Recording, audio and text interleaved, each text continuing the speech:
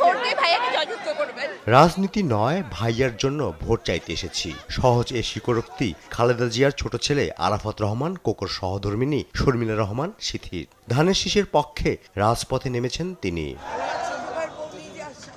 শনিবার বিকাল ৩টার দিকে রাজধানীর শাহজাদপুর এলাকার শপিং মল থেকে শুরু করে বাসা বাড়িতে ছুটে যান ভোটারদের কাছে। তার নিরাপত্তায় ছিল না কোনো আয়োজন। ঢাকা ১৭ আসনের ওয়ার্ডের নেতাকর্মীদের নিয়ে তারেক রহমানের জন্য চাইলেন ভোট ও দোয়া। আমি এখানে এসেছি ভাইয়ার জন্য সবার কাছে দোয়া চাচ্ছি। আপনারা সবাই ভাইয়াকে ভোট দিবেন, ধানের শীষে ভোট দিবেন, এই জন্য এখানে আসা।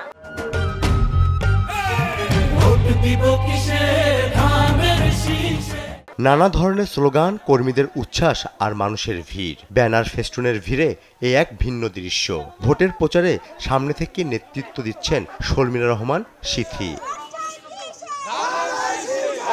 প্রয়াত আরাফাত রহমান কোকর স্মৃতি সঙ্গে নিয়েই রাজপথে সক্রিয় সিথি। তার উপস্থিতিতে নতুনভাবে উজ্জীবিত নেতাকর্মীরা।